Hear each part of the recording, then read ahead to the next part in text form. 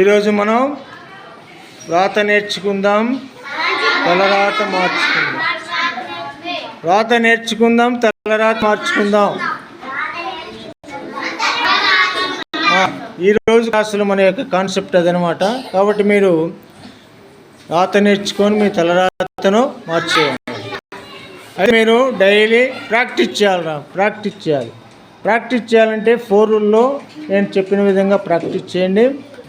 అదే రాసేటప్పుడు మాత్రం పెన్సిల్ పైకి చూపుడు వేలు బొటన వేలుతో పట్టుకోవాలి. మిడిల్ ఫింగర్ మీద ఉన్న కొంచెం పైకి పట్టుకోవాలి. అలాగే స్ట్రైట్ కూర్చోవాలి. బెంచ్ మీద కూర్చునేటప్పుడు స్ట్రైట్ కూర్చొని రాయాలి. అంతేగాని వెనక్కి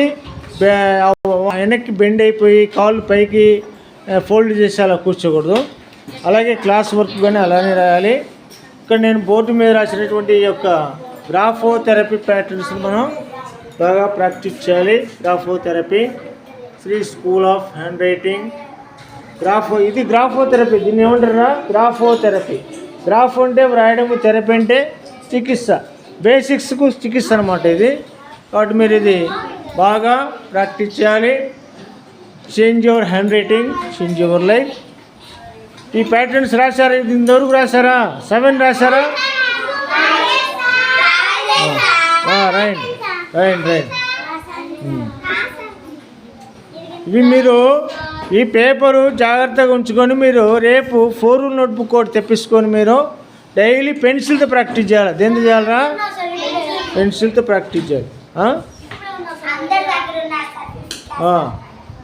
కాబట్టి మీరు నెక్స్ట్ 5th క్లాస్ వాళ్ళు నెక్స్ట్ హై స్కూల్కి వెళ్తారు. కాబట్టి హ్యాండ్ రైటింగ్ బాగుండాలి. తర్వాత మీకు చెప్పే కదా, హ్యాండ్ రైటింగ్ మీద ఎగ్జామ్ పెడతాము, గిఫ్ట్లు కూడా వస్తాయి మీకు.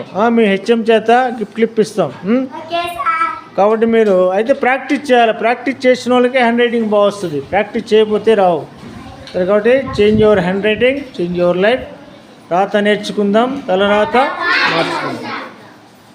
నా క్లాస్ నచ్చితే లైక్ చేయండి, సబ్స్క్రైబ్ చేయండి. చేస్తారా? ఓకేనా?